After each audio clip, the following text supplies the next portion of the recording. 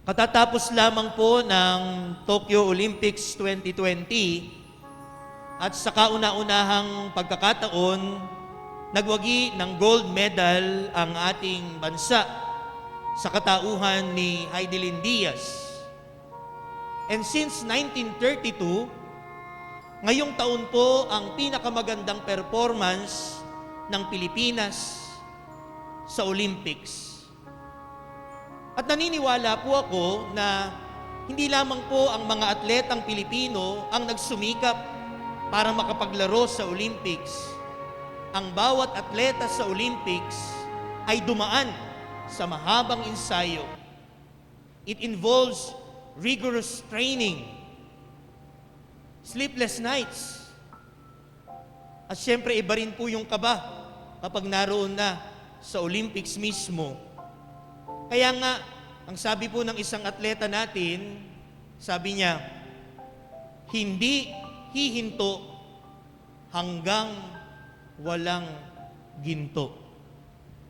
Mga ginigiliw kong kapatid, ngayong araw na ito, ipinagdiriwang natin ang pag-akyat kay Maria sa langit. At kinamit ni Maria ang pinakamataas na gantimpala na maaaring makamit ng isang tao. Higit pa ito sa gold medal ng Olympics. Higit pa ito sa korona ng Miss Universe.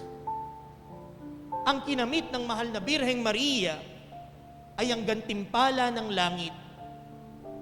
Ang gantimpala na ang kanyang katawan at kaluluwa ay iakyat sa langit.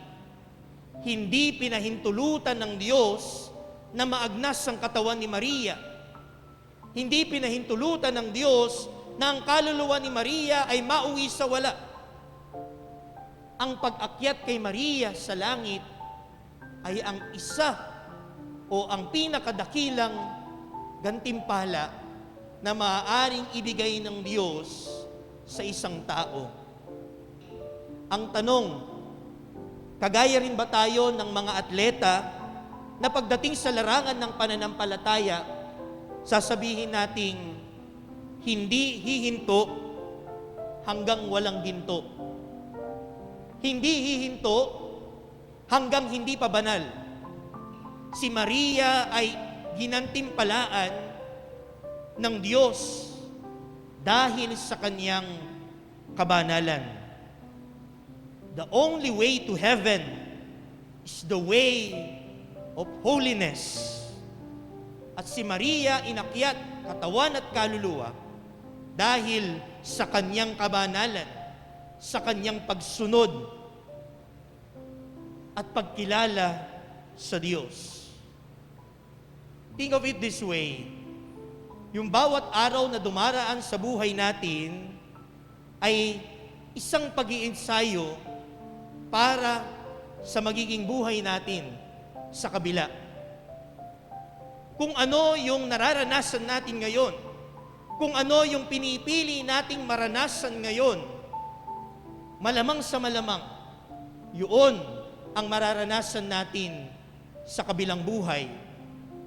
Kung sa mga pagpili natin ay nagiging ang buhay natin ay buhay impyerno, sigurado sa kabilang buhay, impyerno rin ang babagsakan natin. Pero kung sa buhay na ito, ay tila baga tayo namumuhay sa langit dahil sa mga mabubuti nating ginagawa, sa mga iniisip natin, sa mga desisyon natin, sigurado, gagantimpalaan din tayo ng langit. If we want to be in heaven, ngayon pa lang, magsumikap na tayo na maging mabubuting tao. The yes of Mary is not an easy yes. Hindi madali yung naging pag-oo ni Maria at pagtugon ni Maria.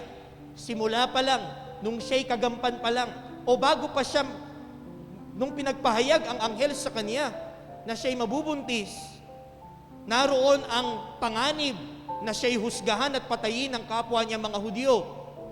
Nung siya'y kagampan, wala man lang siyang mapagsilangan kay Jesus, at siya'y nagsilang lamang sa isang sabsaban. Nung dinala niya sa templo si Jesus, sinabi ni Simeon sa kanya na ang sanggol na ito ay magiging balaraw sa iyong puso. At nung si Jesus ay pinahihirapan sa krus, naroon si Maria sa paanan ng krus. Madali ba yon? Tumigil ba si Maria at sinabi niya sa Diyos, ito ba yung buhay na ibinigay mo sa akin? Tumigil ba si Maria sa pagpapakabanal dahil sa kahirapang nangyayari sa kanya? Hindi. Hindi huminto si Maria hanggat walang ginto. Hindi huminto si Maria hanggat hindi niya nakakamit ang tunay na kabanalan at tunay na kabutihan.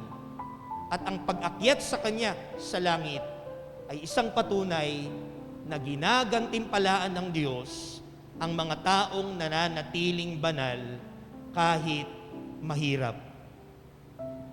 Maaaring sabihin niyo sa akin, Father, si Maria kaya yan. Wala yang kasalanan Ipinaglihi yan ng walang kasalanan.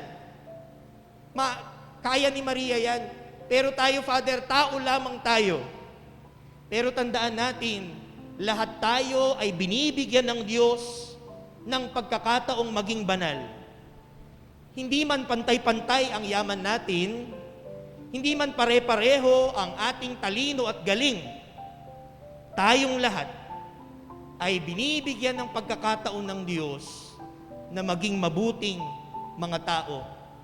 Sabi po sa ikalawang pagbasa sa unang sulat po ni Apostol San Pablo sa mga taga-Korinto, dumating na ang pagliligtas ng Diyos, ipinamalas niya ang kanyang kapangyarihan bilang hari, ipinamalas na ng Mesiyas ang kanyang karapatan. Ipinapaalala sa atin na ipinakita na ng Diyos ang lahat-lahat sa atin. Ipinakita na ng Diyos ang kanyang kapangyarihan. Ipinakita na ng Diyos ang kanyang pagmamahal sa atin. At ang pagpapakita na ito ng Diyos sa atin ay pagkakataon natin para tumugon patungo sa kabanalan. Kinaya ni Maria at kinaya ng maraming mga ordinaryong santo. Si San Roque, kinaya ng mga batang santo. May mga bata po tayong santo. Kinaya ng mga dating mga mananahi. Kinaya ng mga dating magsasaka. Kinaya ng mga guro. Kinaya ng mga politiko na maging banal.